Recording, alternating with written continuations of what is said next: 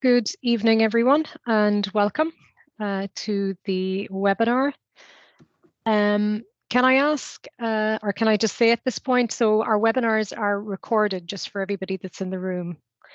I'll give it 1 or 2 more minutes because there's a couple of more coming in.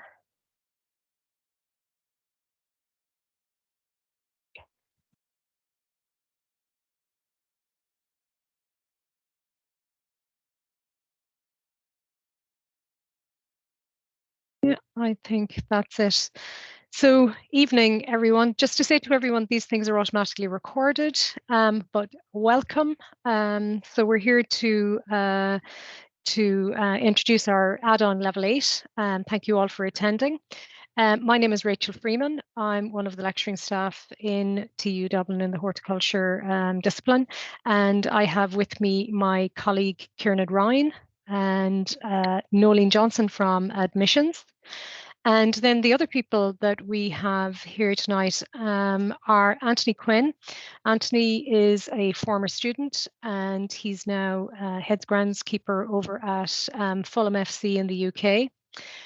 We have Michelle Mabin, also former student. She is a foreperson with MCD Landscapes in Dublin. And then we have 3 of our current students. So Fiona Cassim, current 4th year student. She's finishing out her thesis in forest bathing. James O'Connell, he's looking at rewilding urban spaces in his thesis. And then we have Michael Carroll, and Michael is from Monaghan County Council, and he's looking at greenways for his thesis. So that's us. I'll run through just very briefly our horticulture facilities. Can I ask you, can you see my screen right now? Yes. Yeah. Okay, cool. So we have a purpose-built horticulture facility down in Blanche. Sorry guys, just get my screen up and running. Our facility has, we're just based off the M50 and the N3. We've a modern 2014 build, and it's dedicated to horticulture. So the entire space is left over to ourselves with indoor and outdoor growing areas. We have space for research, storage units, and so on. And we're very lucky to have an apiary, and that's all set in a 47-acre green and vibrant campus. So there's lots about for students. Our add-on level 4 is delivered both full-time and part-time. So our full-time program is a 1-year program. It's over 2 13-week semesters. And then the part-time students are engaged over 2 years for 4 13-week semesters. And within that, we have a blended delivery. There's a face-to-face element, there's an online element, and then there's some modules that are delivered asynchronously, which means that there's an amount of content there and you engage with it at your own time and your own pace. So the module listing is there on the left of the page, and those are the modules that we have in mind to deliver in this upcoming academic year. So there's a dissertation that's taken if you're a full-time student over the course of the whole year, and then you follow the modules that are listed there. So things like health, recreation, and green infrastructure, very topical at the minute, very interesting for anybody that would be intending and working in or is working in the urban space. Also environmental management. We have some really lovely modules that are quite unique to TU Dublin and to the horticulture degree, things like social and therapeutic horticulture at level 8. We have historic contemporary parks and gardens, sustainable floriculture, which is coming up for validation, and food product development. So those are the kinds of modules that we've got on offer. In addition to that, then, what I wanted to show you was how that might look in terms of delivery. So again, you should be able to see my screen there. So a full-time scheduled delivery for a full-time student looks like this over the course of 2 semesters. So your semester 1, you have a dissertation, and then you have these 4 modules. And this chart gives you a sense of what it is to engage in something like this. So as I said, a blend of online lectures, in-person activities, And then the dissertation has a weekly supervision. So you're given a supervisor, myself, Kieran, or one of the other team, and we take you through your dissertation. It's a piece of original research with a good bit of desk-based literature review in it. And we take you through that. And you, over the course of a year, you start off, you decide, you pick a topic, you decide to do something of interest to you, specializing in an area that's of interest to you, and we support you through that process right the way through to the end. And that continues on in it's through semester 1 and semester 2, and then you can see the types of modules that are there for delivery in that. So, for example, historical and contemporary parks and gardens is delivered as an online lecture. There's no weekly practical, but you have 2 Saturday field trips, and we flag those dates well in advance for people. So that's just a flavour of what a full-time delivery might look like. So a part-time delivery then is over 2 years. So you do half the amount of work per semester. So we start off in semester 1 and we start the dissertation, and plenty of support in that for people that might be coming back to education and may not have done a research methods module. So again, Kieran and I would take you through that type of thing and support you through the process of actually finding a topic and getting writing and getting back into that.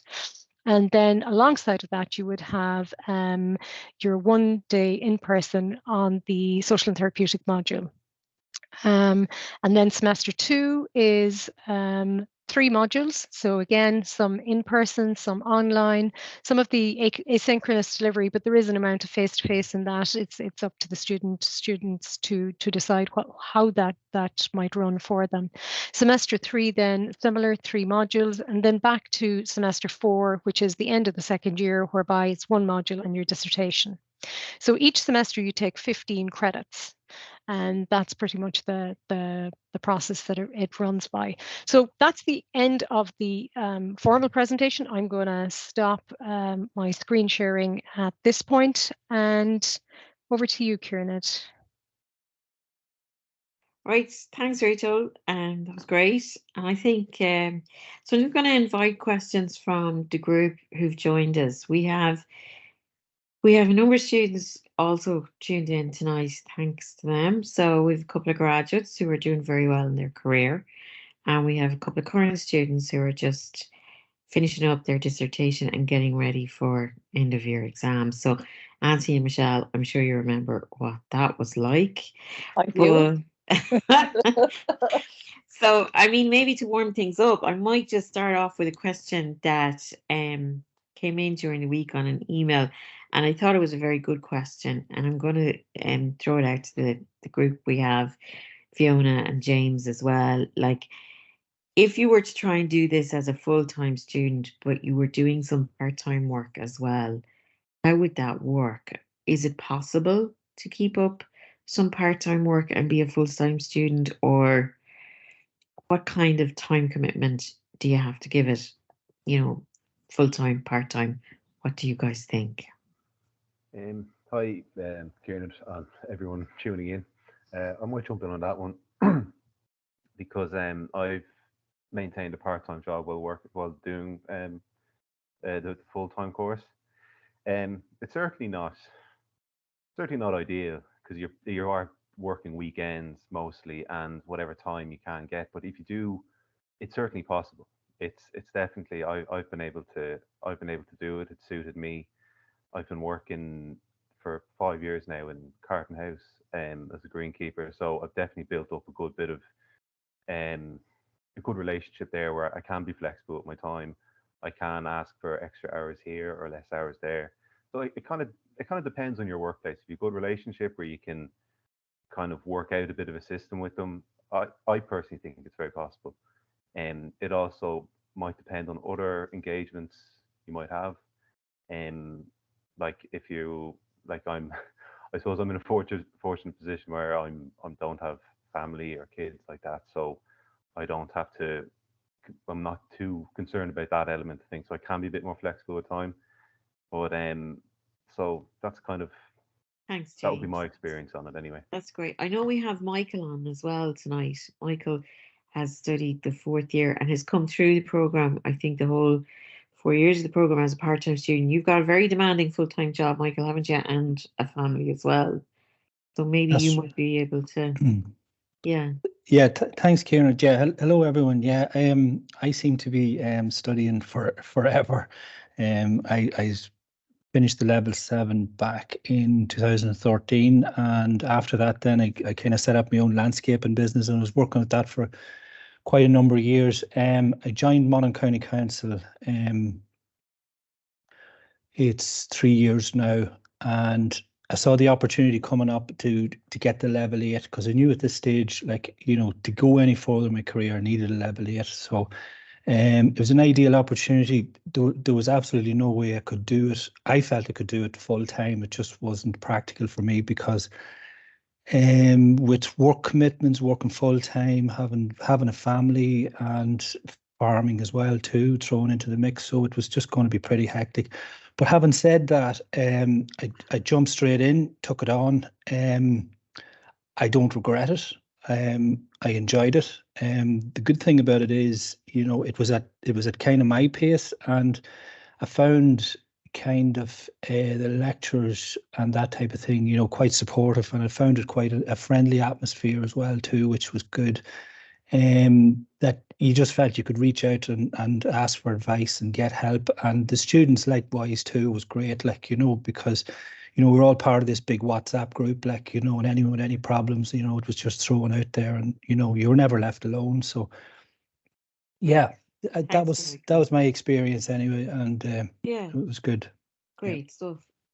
If there's any other questions, but another interesting one I thought that came in as well, I think it was a couple of weeks ago now, was how big is the project? It's a third of your overall credits for the year. So it is a big part of your academic challenge for fourth year, and it's self-directed. You pick your topic, an area of interest, and you drive it yourself. So it's and you develop research skills, whether you want to use qualitative or quantitative or mixed methods. A lot of those decisions are in your hands, but you're supervised every week. So a question that came in was, well, how does that work? How does the supervision thing work? So I know, Fiona, you and I were chatting today about project, and you happened to say that you really liked doing the research. So yeah, I actually did enjoy doing my thesis, as crazy as that sounds. I was very much interested in the topic. It is a big chunk of work, and when you kind of look at it at the beginning, it might seem like it's climbing a mountain. But what I appreciated was the fact that everything was broken down into smaller sections, with due dates. So you were kept going continuously. It was almost like it was a series of assignments, and at the end you compiled everything together, and then that was your thesis. So it made it a lot more manageable, and you were never on your own. Like you said, you have the weekly meetings with your thesis supervisor, so you were always supported throughout the entire process, and that was hugely helpful. great, thanks, Fiona. That's great. I suppose there's a great question here now, which, you know, can only really be answered by students, and that's about campus life. And I know, Anthony, you were a fairly good participant in campus life, from what I can recall. And Michelle, I think you were no slouch either, were you? Maybe you guys might tell us, because you're out in the hard world now of work. So what was it like to be a student in Blanche? I thought it was great. You know, it was, you know, meeting new people, and you know, getting together and talking about assignments, and everybody helps each other. You know, if you have questions, and you know, you make a lot of friends there.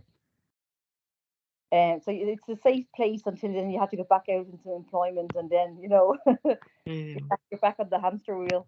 But yeah, no, it's great. You know, it's a great place, and you know, there's a lot of you know, fun events that go on, and you know, it's not all study. There is a lot of leisure and fun times there. Good.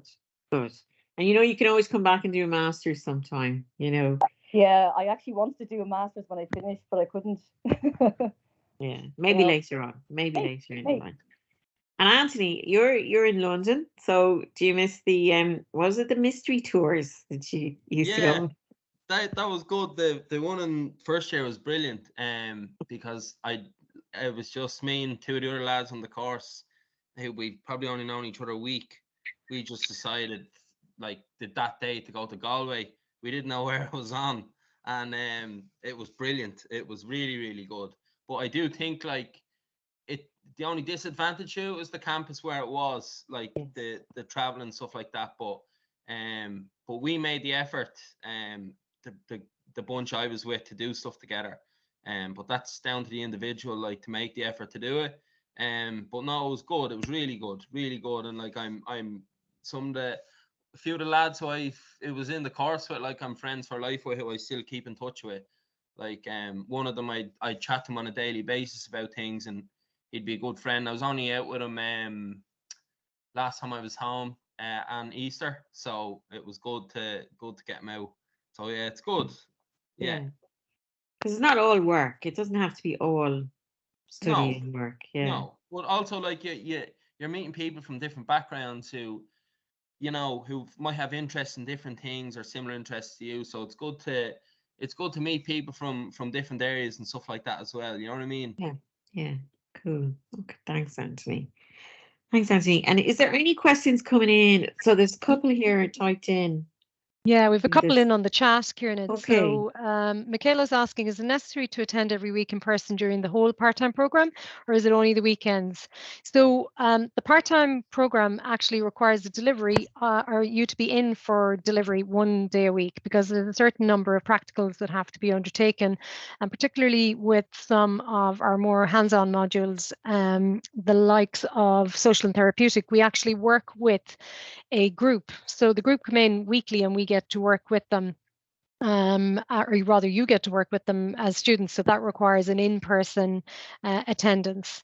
So that is a requirement of the part-time program. And the second question then is, what nights are you expected to attend college for the part-time course, and how many Saturdays? So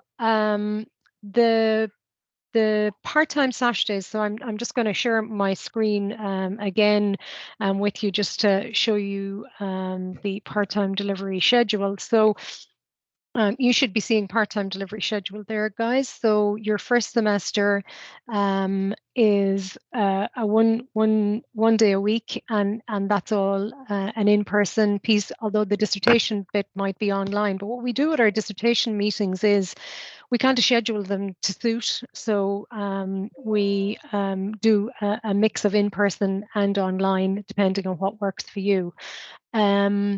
Then in semester 2, you can see there that there is culinary and medicinal plants is an in-person, but your historic and contemporary gardens is online with 2 Saturday field trips in that semester, okay? And then entrepreneurship and enterprise development. So the asynchronous delivery, just to explain it to you, is where somebody has all their content generated and they have it loaded onto Moodle, okay? So Moodle is our online space where we hold our lecture material and so on. And there's an in-person weekly engagement required with that. But this particular lecturer has run the entire thing online, but equally they have run it entirely in person. And he gives some kind of leeway to the students in terms of the decision making around that. If we roll on to semester 3, then you will see there's 2 Saturday field trips in semester 3. And at the beginning of each semester, and indeed the beginning of the year, we hand out a handbook. And normally within that, we have a schedule of continuous assessment. So each one of these modules will have an exam, will have some continuous assessment and so on. And what we look to do is to schedule that out across the 13 weeks of the semester, and ensure that no week is overloaded, so that you have some kind of gaps and spacing in the kind of deliverables that you've got. And indeed your Saturdays then are week 1 of a 13-week semester. You will know what day you're going on a Saturday field trip. So that's the kind of setup that we have for the part-time student. And look, you know, if a group of students come back to us and say, well, you know, Saturday the 15th of April is not going to work for me, we then will negotiate with the students as a group what's going to work for them. We can't, you know, do it for individuals, but certainly we can do it for the group. So we are flexible in that regard. Yeah, and also to say as well, we generally don't penalise people who, for whatever reason, don't attend or can't attend. 100% of their practicals or on-campus activities, as long as you engage decently with the material on Moodle and you get your assignments in, you have a very good chance of doing well, you know. So I think we're kind of used to teaching to mature students who all have other commitments and draws on their time, whether it's work or there may be a caregiver in the home or whatever. That so the flexibility is kind of key, I think, to how we deliver the programs. It suits some students to be in all the time and they love the on-campus material and the on-campus activity. And then for some students, maybe it's not as important and they prefer working from home mostly. So we usually, talk to us, tell us what your situation is, make sure you engage with your CAs and get them in on time, and you should be okay. Yeah, definitely. That would definitely be our approach. I mean, I suppose we're, Kieran and I have both worked and studied, kept up full-time jobs and studied. So we're used of, what that means for you as an individual, for you and your family and so on. So we get that. And yeah, as Kieran had said, certain amount of leeway as long as engagement is happening. Cool. There's another question in there from Caroline. Hello, Caroline. If you're thinking of going for the part-time option, what is the process? And if you're progressing from level 7 to level 8. So Nolene has answered that. Thanks, Nolene. Do you want to take that one? Kieran, I'll just come in there. Yes, so all applicants at this point, we're looking for people to indicate their interest and apply for the course. So we're taking all applications for the part-time and the full-time through the CAO. And if you are a past student, just give us your student number, your B student number, and we'll have your transcripts and your parchment. So you don't have to send, evidence that you have your level 7. We'll have that on the system if you attended Blanchardstown previously. You can indicate on the application as well if you're interested in the part-time or full-time. But we will be in touch with you once we have your application and we know we'll be in touch with you. Thank you. Cool. Okay. Okay, yeah, that's an important point. The cutoff date for applying, actually, yeah. So, Nolene, it's the 17th of July. Yeah, 17th of July. But apply early, secure your place. yeah. Apply early and often. Yeah. And get your family members. Right. Yeah. Okay. And just while I have Michelle and Nancy here, because it's ages since I was chatting to you, tell us what life is like in the world, in the real world. What's going on? Oh, it's very busy. Well, it's starting to ramp up again now, obviously, with everything growing again. So yeah, it's just non-stop. So you're a foreman in MCD, is that right? Yeah. So many people are you looking after, Michelle? Who do you like? Just one. Okay. And do you move from site to site? Yeah, so I look after it's all over the south side of Dublin. So it's all the private gardens. Okay. So I get to see how the other half lives. I know, but you need good interpersonal skills for that, wouldn't you? You need to be able to manage clients very well and and relate to them and talk to them. Yeah. And Azzy, you've got a very cool job as well. Yeah, it's cool some of the times. Yeah. So would you like to tell the group like what you're up to? So I manage I am responsible for the playing surface for the pitch at Craven Cottage, where Fulham Football Club play. So I was at AC Wimbledon for 2 years. I came over here in 2019 to construct a pitch with a friend of mine who I met back home, and basically done that for about a year.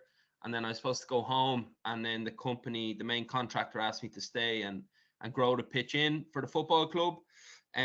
So then I done that, and then the football club Wimbledon asked me to come work for them.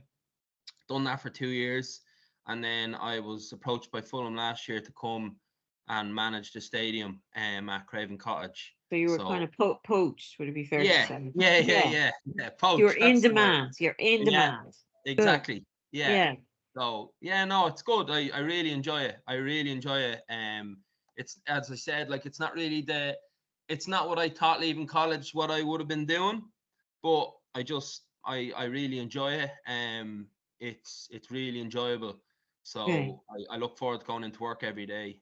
And if I'm going to ask you a hard question out, so what were the skills maybe you picked up in your 4th year with those that have helped you in your career? Like, I'd say not just in 4th year, but the whole thing. Like one thing I would say is you're mentioning about the course. Like if people want to do this course as a part-time just for their own benefit, that's brilliant. But if you want to do it to make a career out of it, you've got to put in, you'll only get out of what you put into it.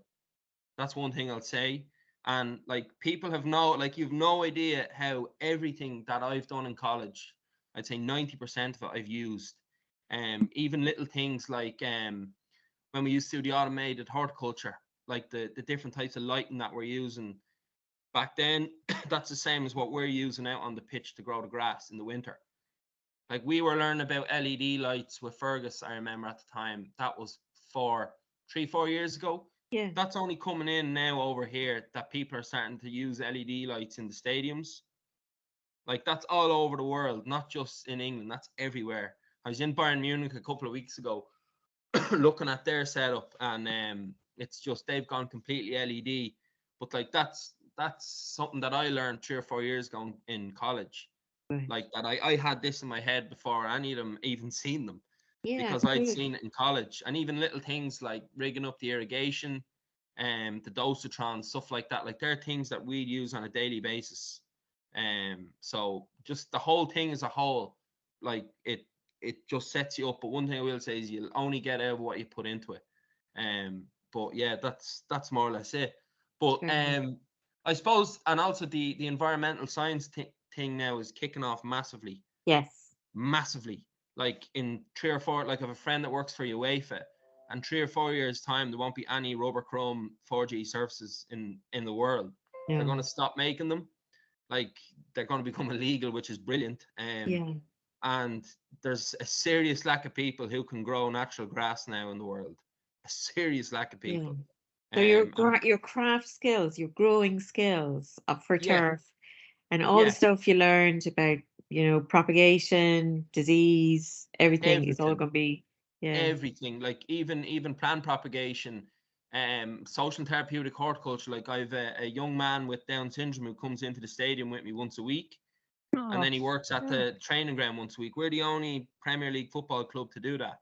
Like he gets paid, which is Cool. brilliant, and he's fantastic. But the skills that I learned working with the group in Blanchardstown, like there are days that are difficult, but I've learned the skills from being there. Do you know what I mean? Yeah, And you don't yeah. feel overwhelmed or what if something goes wrong, because do you know what I mean? You're familiar with what it's Yeah. like to work with somebody with an Exactly. intellectual Exactly. disability. But, Brilliant. Yeah. yeah. That's but not lovely to just- hear. Yeah, but not just absolutely. physical work, but like there's so many jobs like as sales reps. Like there's none of the sales reps over here who are working for big companies, not one of them have a degree. None of them. Yeah. So it's a massive, having the degree is a massive thing. It doesn't matter Yeah. if you don't want to go out on the tools. Like there's so many other avenues that you can go down, You're in even just demand. advising or consultancy. Like honest to God, that piece of paper is worth its weight in gold. Okay, cool. Thanks, Brilliant. Anthony. Thanks, Anthony. Yeah. Okay, let's see what's coming in on the questions. The part-time course fee question there from Martin. Thanks, Martin. And Nolene answered that. So Yeah, so I could tell you that it's 1909 a year, because we're going to deliver 15 credits a semester. So that's our plan. It's going to be fixed at 15 credits a semester, 30 over the years. So Nolene's right, the half of that figure there. and that's paid Is in 2 tranches, is it? paid in 2 tranches. Yeah. Yeah, very good. Okay, and then full-time, if you're applying through the CEO, there's an option to look for SUSI funding for that. If you're moving from an existing level 7 into level 8 and you've qualified for SUSI previously, you could be very eligible for funding support as well for that, just get your fees covered. So that is also a good thing. Are there any questions coming in? Would anybody like to open their mics and ask a question? Marie? Anybody? Rena, can I ask you just do the level 8 even if you've the older diploma in immediacy horticulture, or you need to do anything else beforehand? So maybe Rachel, I might let you look at that. Yeah. you're familiar So with that. you need a level 7. So the diploma in horticulture, diploma in amenity horticulture, I did it myself back in the early 1990s. That's considered at about QQI level 6 at the minute. And in order to come in on the level 8, you have to have a level 7, and that's a hard and fast rule, not a decision Kieran or Durai or even Nolene makes. That's just across the educational sector. So yeah, that's a kind of a hard and fast. One thing I suppose we will say is we're looking at a part-time level 7. So I suppose what we'd say to you is please stay in touch with us. Maybe send us an email. We'll hold on to your email, and when that opportunity comes up, we'll be in touch. Yeah, we are just coming to the end of a part-time level 7 at the moment, and hopefully we will be able to open that up again in maybe a year or two, that there'd be an option for students to do level 7 part-time or full-time just down the line. We're just not able to do it this September, but just watch this space. Yeah. There's a question or a hand up from Bridget Morgan. So Bridget, would you like to open your mic? Hi, yeah, I've done the level 7 and I'm working full time, and I went back to the botanics last year and did the social and therapeutic horticulture, the 12-week course as part of their level 8. Do you get exemptions then if you wanted to go into the level 8 part-time course? We'd have to look at what level you took it at. Was it level 7 or level 8? If it was at a level 7, no, but if it was at level 8 and if the course content is comparable to ours, we could apply for, I can't tell you hand on heart, 100% cast iron guarantee that you'll get an exemption, but you can apply for an exemption based on the course content.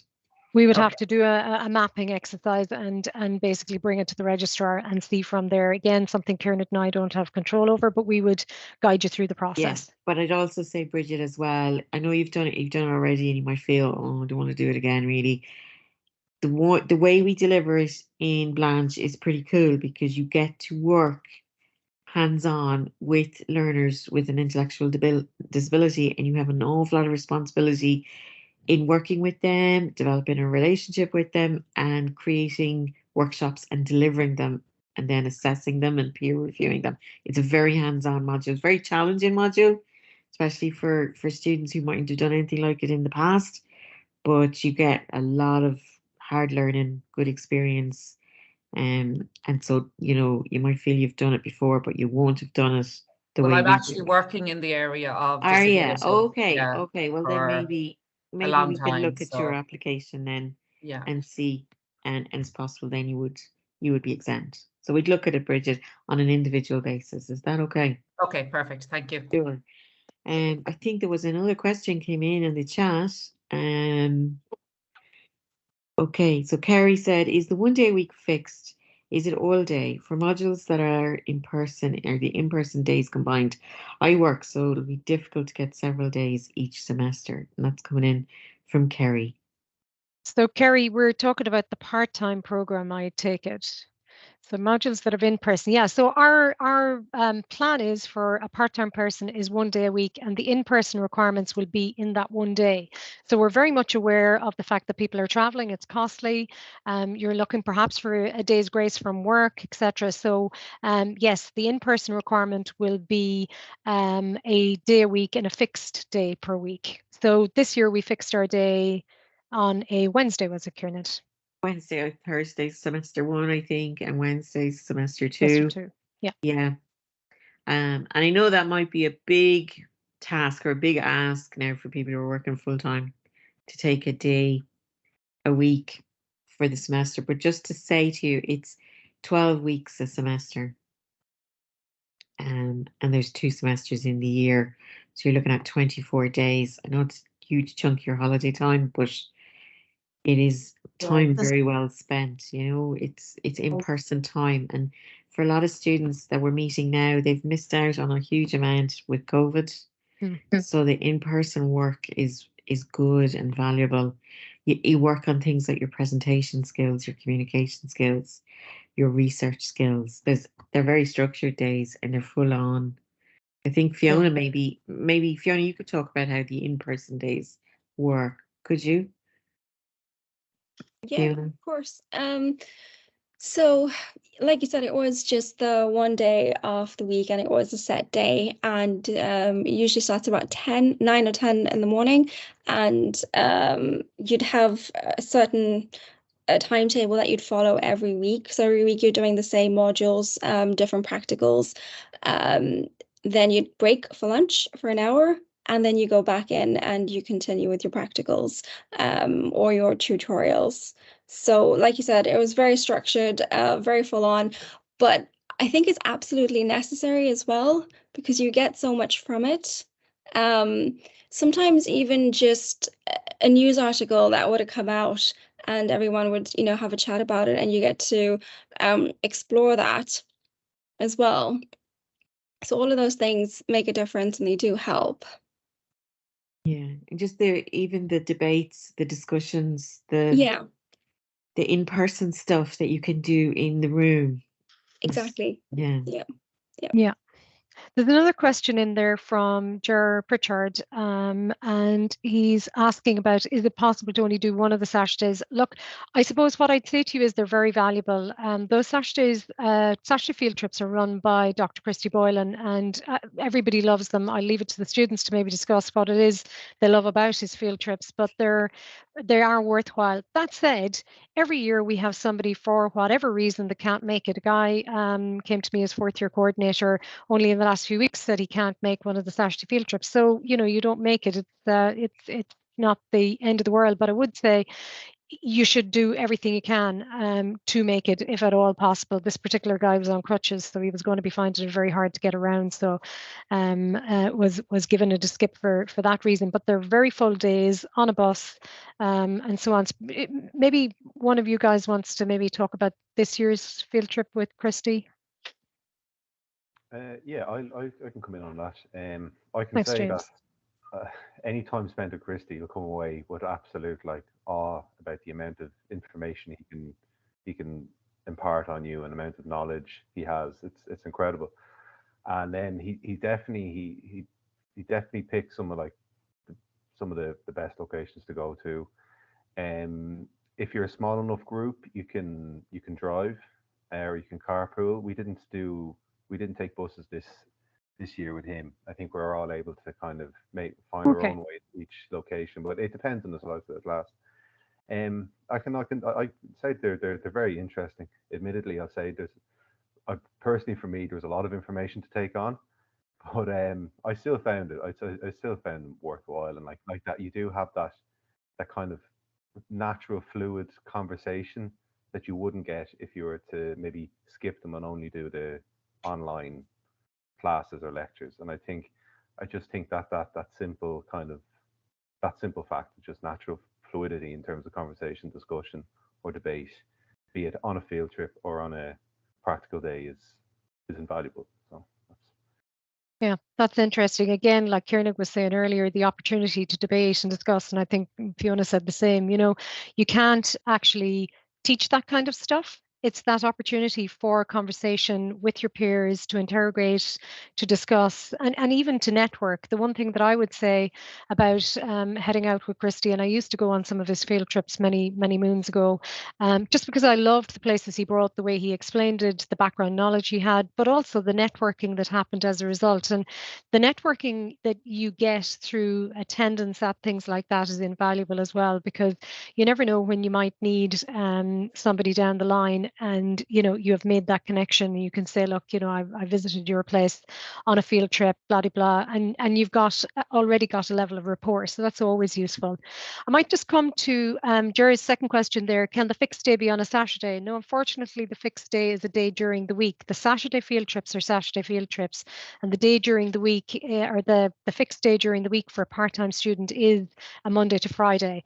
And we do that because we're combining the class, full-time and part-time students, together to actually be able to run the program, because we need to have a critical number to actually be able to run this. And as Nolene said, you know, apply soon, let us know soon, because the university need to know if they have a viable class to run or not. And that's why we need people to indicate their interest in this, you know, soon as, and make their application through the CAO. Rachel, there was a question in there from Kerry earlier about, is funding available from NOTS? Yeah, no, not at the moment. So we had an arrangement with NOTS that said, you know, Kerry, if you wish to come to me on that, we can look at making an application again and seeing. I can't guarantee anything on that, but yes, I was aware of the arrangement with NOTS, and yeah, it would be handy this time around. So look, let's talk to them, I suppose, is what I'd say to you, and to everybody else. Kerry is a current level 7, so we can do that and see what comes up. Any other questions? Another question there from Caroline: is it possible to get the schedule, breakdown of modules for part-time and full-time, and the application process, etc., sent on to us, please? Sure, we can follow up the meeting here today with an email out to everybody who's attended, just to summarize the schedule information, the module information, and we'll include a link for the application process as well in that, just to follow up with it with everyone who's here tonight. Yeah, we can do that, certainly. Okay. Is there any other questions? Anything else on your mind? No? Okay.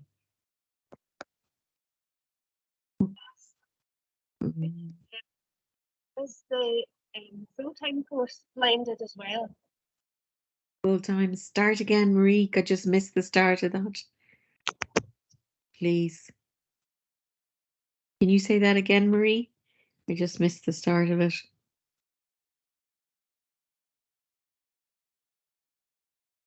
It's Marie there, just breaking up. Did anyone else hear what the start of that question was?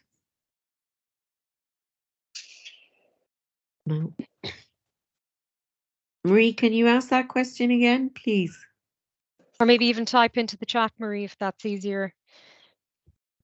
Sure. It's just to see, is the full-time course blended? Oh, is the full-time program blended as well? Yes, it is. So there's a combination of online engagement in the evening and an amount of in-person. So full-time in-person probably comprises of 2 days, whereas the part-time only requires you to be on site 1 day, Monday to Friday. Your full-timers are in 2 days. That's great. Thanks. No problem.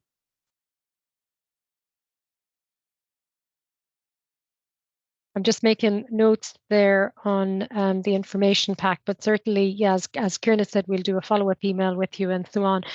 Does anybody else have any questions, anything you want to ask maybe about the application process to Nolene or to myself and Kieran about the module content, or indeed anything for our students and guests and alumni?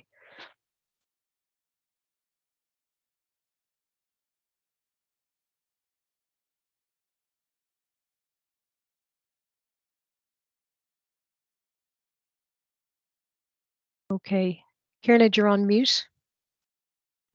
Okay, thanks, Rachel. That's great. There was great questions came in there tonight, and it looks like we're kind of at the end of the session. And thanks very much for attending. And also to say, if you have anything that didn't occur to you tonight, but you'd like to drop us a line, I'm going to type my email into the chat box there, and Rachel could do the same. You can follow up with us and drop us a line. If you're mulling things over or you want to have a chat, person to person, we're happy to talk to anybody. We'll give you a call back. If you want to just have any question that maybe you didn't think of this evening and you want to find a bit more information, that's our emails, and you can follow up with us yourselves. Okay. Otherwise, thanks a million for tuning in this evening. Thank you. Nice to see such a turnout, and thanks hugely to Nolene for helping out with the admin questions. Thank you so much. For our current students, Fiona, Michael and James, brilliant, even though I know you're up to your tonsils with stuff. with your dissertation and getting ready for exams. And a big, huge thank you to Michelle and Ashley. It's so lovely to see thriving out in the real world. And thanks a million for giving up. Love you. Okay. Yeah, and thank you to everyone that showed up as well tonight. Thank you guys for tuning in and for the interest in the program. Sorry, Kieran. Great. Well, that's it. I'm done. Night. Good night, everyone. Thanks so much. Thanks a Nice. million. You know. Thank you. Bye. Take care. Bye. Bye. Bye. Bye-bye. Bye bye.